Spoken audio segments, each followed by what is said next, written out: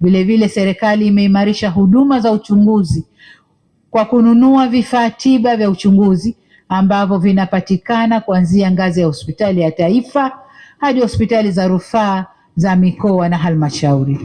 Vifaa tiba vilivyoongezeka ni pamoja na MRI kutoka 7 hadi 13, CT scan kutoka 13 hadi 45, digital x-ray kutoka 147 hadi 491 na ultrasound kutoka 476 hadi 970. Mheshimiwa Spika, hali ya upatikanaji wa dawa na vifaa tiba aina 382 katika vituo vya umma imeongezeka toka 75% mwaka 2020 hadi kufikia 86.2% mwezi Aprili mwaka huu. Upatikanaji wa dawa, vifaa tiba na vitendanishi unawezesha wananchi kupata mahitaji muhimu ya msingi katika vituo vya kutolea huduma za afya.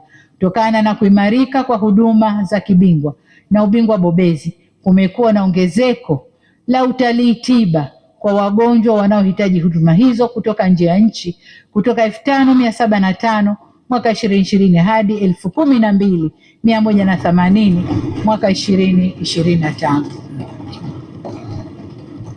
Huduma za kibingwa na ubingwa bobezi zinazotolewa ni pamoja na uwekaji wa figo, uwekaji wa vifaa vya usikivu kwa watoto, upandikizaji wa figo, kuweka puto tumboni, upasuaji mgumu au upasuaji wa matundu wa moyo bila kufungua kifua, upasuaji wa moyo kwa kufungua kifua, upasuaji wa ubongo, upasuaji wa uti wa mgongo, upandikizaji wa nyonga bandia na tiba ya saratani ya mlango wa kizazi.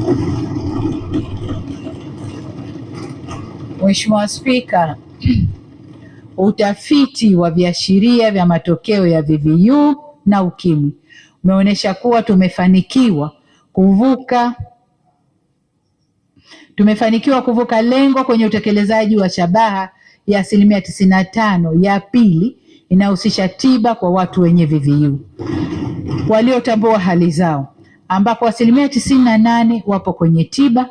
Pia utafiti katika shabaha ya 3 inahusu kufubaza virusi vya WAVIU wanaoendelea na tiba inaonyesha kwamba 94% ya waliopo kwenye tiba ndio wamefubaza. Kwa tunaendelea vizuri. Aidha, katika kufikia na waliofubaza maana yake hawaambukizi. Aidha, katika kufikia shabaha ya kwanza inahusu watu wote wanaoishi na VVU kupima na kujua hali zao za maambukizi. 82.7% ya watu wanaoishi na VVU nchini sasa wanajua hali zao. Pamoja na kupungua kwa baadhi ya misaada ya wabia wetu kutokana na mabadiliko ya sera zao, serikali imejipanga kuhakikisha kuwa haturudi nyuma katika kufikia shabaha